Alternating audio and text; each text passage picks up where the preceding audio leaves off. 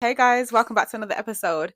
I'm officially 29 years old. Since I just turned 29 and it's coming up closer to the end of the year, I felt like this would be a good opportunity to do like a reflection video, like a 2025 reflections. I don't think that this was a bad year for me. I really don't.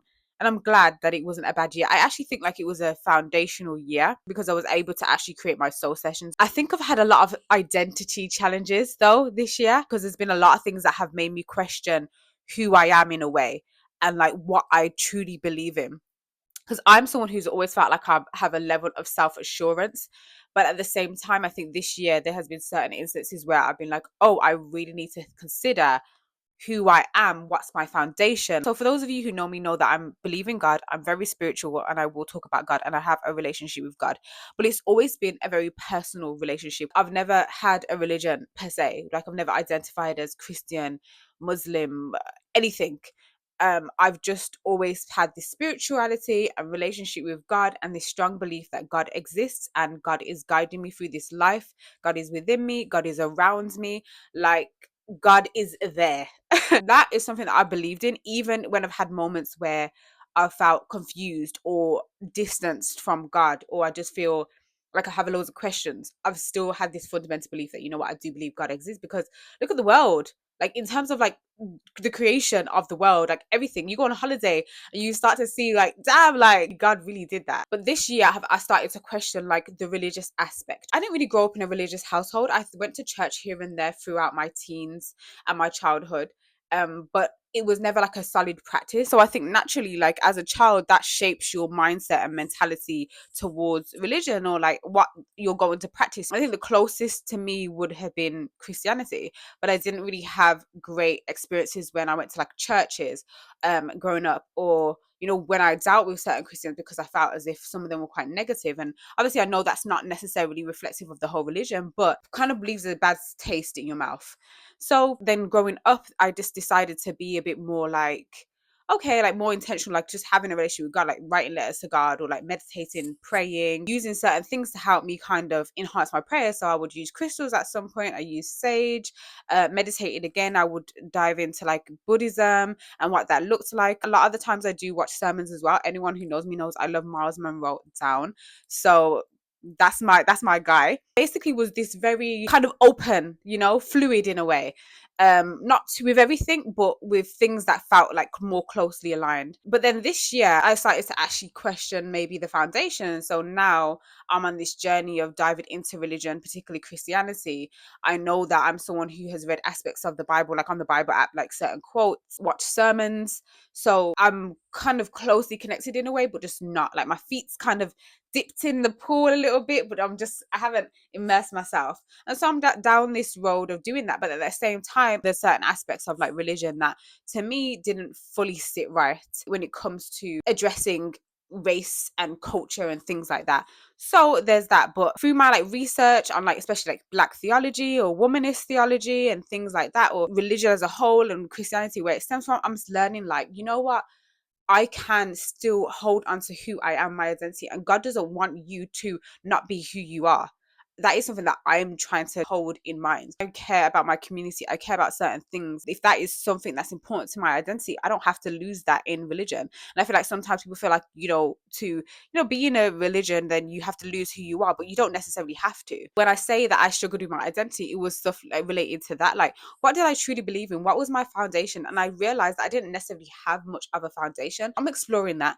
And that has been a journey and a challenge, and I felt insecure at times and I felt nervous and anxious at times because it's taken me such a long time to get to this point where I like who I am and I am secure with who I am, how I show up, the things I believe in. Anyone who knows what that's like, it's like you don't want no one or nothing to take you out of that space of being secure with who you are and accepting certain aspects of who you are. So yeah, that there was challenge in that sense, but like I'm working through it and I'm going through the journey. And the beautiful thing about God is God will give you all the tools that you need on your journey, whether that's through another person, whether that's in a new environment, whether that's a book. Like, God is going to give you the tools that you need. If you're going for a journey of self-discovery or self-understanding, pray for the things that you need and God is going to provide. Another thing that I also learned this year, or I can reflect on, is how important authenticity is. Like when you fully dive into your authentic self, you become unstoppable. That desire and need to compare yourself to everyone else and everyone's journey, that you notice that kind of withers away. You stop doing that as much. If you do that, you won't do it as much, or you won't do it at all, because you are so in tune with your authentic self and who you are as an individual, that you don't need to compare yourself to anyone else, because you know that you are here for a particular reason, and you just need to fine tune that, and you just need to dive into that, and you need to show up as that. So whatever idea you have, you need to just pour that into the world and do that, because that reflects who you are. So this year I actually started doing my in-person soul sessions, and that has gave me so much like peace and so much happiness and so much joy. Like that has really poured my cup, like I'm not gonna lie, and that's made me feel really more, way more secure with myself, because I'm doing something. So if I know that like something resonates with me, or like I have a God-given gift or talent, then I'm going to act, then acting on it makes me feel more confident and secure with who I am. It makes me feel like I have a place in this world. It makes me feel like I'm doing something, like, you know what I mean, like I'm of value to myself and to other people. So that need or desire to compare myself to anyone else with their journeys is not there anymore, because I'm so secure with my journey and where I'm going to go, and I know what I'm going to create in the world. So yeah, that has been like a life changer, really diving deep. So when I say, if you have an idea, if you have something that you feel like resonates with who you are, allows you to show up as your authentic self, then go full force in the new year.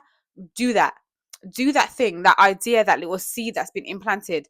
Water that seed, keep it growing, keep pushing, keep moving, do what you need to do, and you're going to notice how secure you feel within yourself once you start doing those things. Another thing that I've learned this year is the importance of being grateful, because honestly, like, I think this year has been a tragic year in terms of what I've seen within the world, things that have been happening, you know, to other people. Now, don't get me wrong, like every year there's always a tragedy, whether it's like close to home or whether it's like outside of the country, like it's around the world.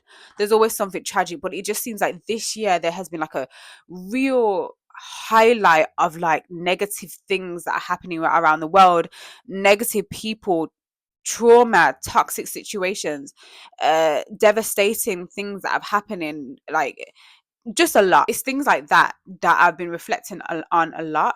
And also just having people that I know that have been ill or, you know, have passed away young. It's things like that that really keep me grounded in the fact that I have to learn to be grateful. I have to kind of show more love.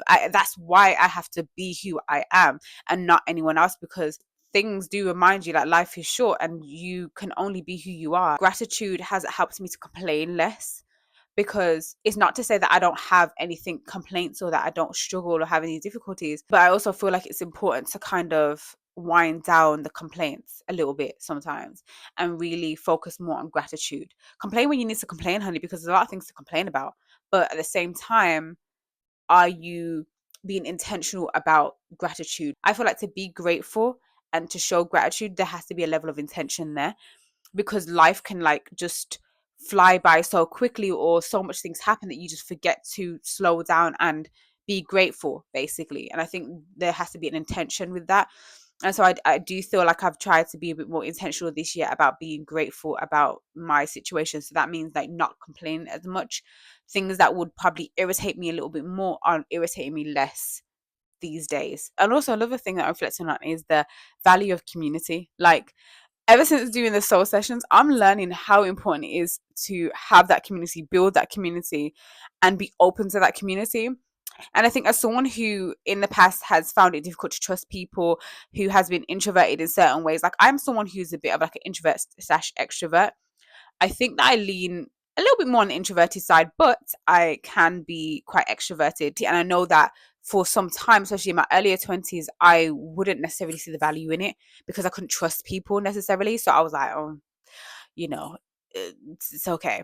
But now I'm like, oh, community is actually really important, especially when you're someone who wants to create that collective healing, but also wants to feel like you can have people around you that resonates with you. So it's really important to just create that community for yourself. So that could look like different things: going to events, spending more time with people that you care about or that you love, responding to texts on time, like just be more intentional about your actions towards, creating that community and building that community and sustaining it as well, because that's also one thing. So for me, I'm seeing the importance of community, and I'm realizing that I really do enjoy it. And it's like, I think when I shied away from it for so long, especially in my early 20s, I think it's because I was doing things on the basis of trauma. Like, I felt like I couldn't trust people, and I felt like more of that trauma was kind of guiding me and guiding my ability to connect or want to connect.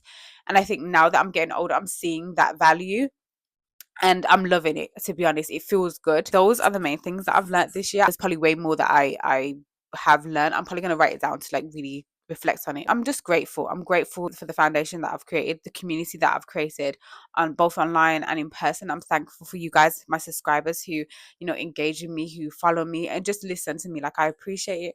I love you guys. I am so thankful, and I just can't wait to see what the new year holds for myself and for all of us. Like, yeah, I pray that it's a beautiful year for us all. Yeah, that was my reflections. I hope you enjoyed this video. If you want to share some of your lessons or your reflections from things that you learned, things that you went through this year, in the comments, please feel free. I would love to hear them. If you're not subscribed to me already, then remember to subscribe, like, leave a comment. Thank you for watching, and I'll see you in my next video.